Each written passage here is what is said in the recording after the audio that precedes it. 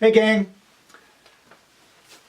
I got to get serious for a little bit in this one today because there's an issue that I feel strongly about, and I want to. I guess this may end up being a rant. I hope not. Anyway, I want to title this video "Trannier Than Thou," and there. Recently, because I'm kind of a loner and I don't hang around with the groups as much, I don't go to a lot of the socials that I used to go to. They're wonderful places to go for new girls, or for, if you make friends and you want to get together with your friends. They're protected usually, protected environments. But a lot of them are also, in public places where you can interact with the public, and it gives us a place to go and show the public that we're not bad people.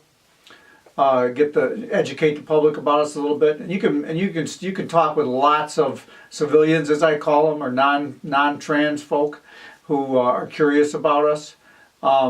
Anyway, I just don't go to many of them anymore. My career and my location kind of preclude that, so it doesn't happen. But I've tried to get more prolific and proficient on social media, and so now lately on Facebook and other places, this ugly thing has really been popping up all over the place. And what it is trans women who, for one reason or another, want to separate themselves from other trans women because they haven't transitioned as far as these girls, or a transsexual, like a post-operative transsexual, or someone that is living full-time as a woman, will oftentimes berate or try to degrade a cross-dresser who doesn't want to transition and doesn't want to live full-time as a woman, basically telling them that they're not as good, or they're fake girls. I've heard that phrase a lot, and I want to know why. You could say what I'm doing is transitioning very slowly. I don't know if I'm going to end up living full time as a woman or not. It's not a goal of mine right now, but I may. It's certainly not a bad thing for me. I like it. But my dysphoria, my gender dysphoria, is not as strong as my love of money and my devotion to my family, who don't want me to live full time as a woman.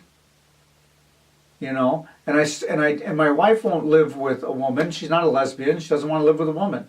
And the argument there is, well, your wife doesn't love you enough. She has to accept you for the way you are. Well, she doesn't. She thought I was a man when she married me. If she'd have known that I wanted to live full time as a woman, we probably wouldn't have dated a whole lot, and that's okay.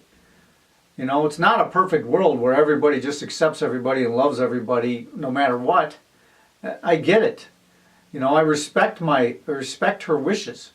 We've been together a long time, and I'm not going to suddenly change, become a different gender, physically or outwardly, and exhibit all this and cause all kinds of problems. My dysphoria is not that strong. For transsexuals, for transsexuals that want to have surgery, their dysphoria is very strong. It's probably the strongest dysphoria that there can be. It's a spectrum. The transgender is a spectrum. It's, if you identify with the opposite gender in any way, you could be in the transgender spectrum. And some of these transsexuals are saying, saying I'm not transgender. Rachel, you're not transgender. You haven't you don't live full time. You're not thinking about surgery. You're not having to deal with all the same problems that I'm dealing with. You're not, entitled to the same benefits that I have. And to my response to that is, what benefits do you have? You just gave up your male status in society. You may have lost your wife. You may have lost half of your money. in a divorce. You may have lost your job and now are having a hard time finding a new one. I know your life is hard. I don't know what it's like to be you. A little bit, I do. But I can imagine your life is really hard. And you're really brave. You're a real badass. Okay? But if you're trying to be a woman, you know, why don't you try to exhibit some feminine characteristics? Okay? You know, gentleness, empathy, compassion, tolerance, nurturance, deference. I had to look that one up. That means humble submission and respect. Or succorance. I had to look this one up too. A dependence on or active seeking for nurturant care. Okay, these are feminine, societies put these as feminine characteristics. Now, you know, some transgender people out there are going to tell me, why are you subscribing to what society puts down as feminine characteristics? Because that's all I know. I want to be like a woman. So I want to try to act like one. Anyway, a lot of these transsexuals who are calling me a fake girl are acting more like men than a lot of men I know. Some history about the transgender movement or society. I want to go back to 1976 when a trans woman named Carol Beecroft and another trans woman named Virginia Prince created the Society for the Second Self, or Tri-S. And there was only one rule for admission to this group, okay? That you were a heterosexual crossdresser. You couldn't be gay and you couldn't be transsexual. You simply had to be a heterosexual crossdresser only. It was a boys' club. It was a sexist men's club created by men who like to dress as women. And the rules helped so many of us who, you know, didn't want to believe that we might be gay or didn't want to believe that we might be transsexual go, well, that's the group for me because I'm just a heterosexual crossdresser. And it was a great group for people to start out in, and it's still a wonderful group because it gives any group that gives you a place to go and express your feminine side in anonymity, you know, and hidden from, you know, society's prying eyes, is a wonderful place, and you ought to check into it. Okay, but you can grow from there. You don't have to stay locked into that. Okay, but it's a great place to start. There's nothing wrong with them. Nobody ever hurt me. But a lot of these words that these transsexuals and these cross-dressers that are living full time are call themselves transgender are hurtful to some of the younger kids who aren't really sure yet what it is they are, or to some of us who simply, you know, would rather just stay where we're at on the spectrum. I respect you. I respect you guys. You go and do what you got to do. That's what we all do. This is what I got to do. I have to hear myself talk and present myself on YouTube. It's what I do. It's what I like to do. Okay? Doesn't make me a fake girl. I'm not, you know, I'm the anomaly. I think I'm one of the anomalies in this society, in this group, in this community, in that I don't really think of myself as a woman. I never have. I could never say that. I'm not a woman trapped in a man's body. I'm not two people in one. I just want to be me. And this is how I want to express myself today. And if I was trying to pass myself off as a woman and try to make you guys think I was a woman, I probably wouldn't be very good at it. But then if you wanted to call me a fake woman or a fake girl, you could. Go right ahead. I don't own that one. Okay? But I just want to be me. Okay?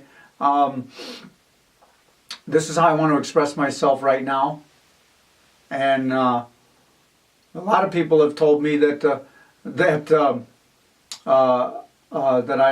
am a woman. You know, and that it makes me feel good to hear it. I've got letters from medical professionals and therapists that I carry around in my car that say I'm a woman, and that I should be referred to as her or she. So if I ever get caught in the ladies' room and the authorities are called, that might keep me from going to jail. It won't stop me from getting arrested, but it might keep me from going to jail. I have several letters. I've dealt with several professionals. They all seem to think I'm transgender. None of them call me a fake girl. And they have degrees, and they have the ability to diagnose, and they have the ability, they've worked with a lot of people like me, and they have the ability to identify a transgender person when they see one. So I'm just going to go with what they say. You know, but no, I don't have a vagina. I'm not capable of giving birth. I've never been afraid of a man. I've never been given second-class citizenship rules because I'm not a man. I don't know what a woman feels like. I don't know what it feels like to be a woman. I'm just trying to, but for some crazy reason, I want to express myself as one. So this is what you get.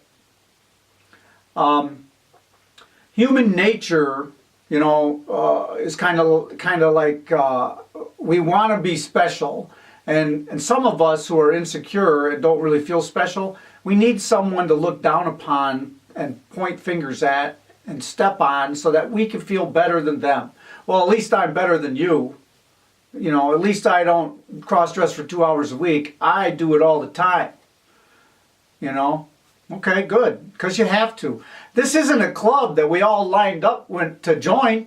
Oh, I got to get into that club. Man, that's where I got to be. None of us wanted to do this. I haven't talked to one transgender woman yet that said, man, I just wish I could be I just wish I could be transgender. This kind of sucks until you figure it out. It sucks. Okay? So you're doing what you have to do in order to stay sane, in order to stay alive. I get it, and I respect it. And you're our heroes. You're our warriors.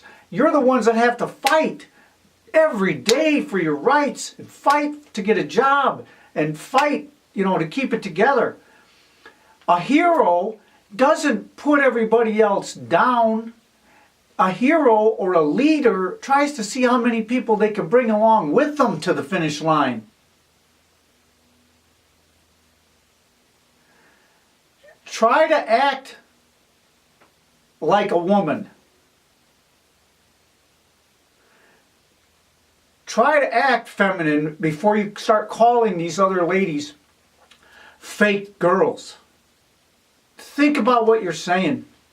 No one's trying to hurt you. You know, if you're that insecure and you have to attack other people, you know, I'm trying to do what I can for the community. I don't think I'm setting us back at all. I'm trying to help people. I'm trying to give people information, let them know they're not crazy. There's nothing wrong with them. And I want to be remembered as that kind of person. If you're going to be small and you're going to put people down, no one's ever going to remember you. Love and peace to all, and let's just try to accept one another for who we are.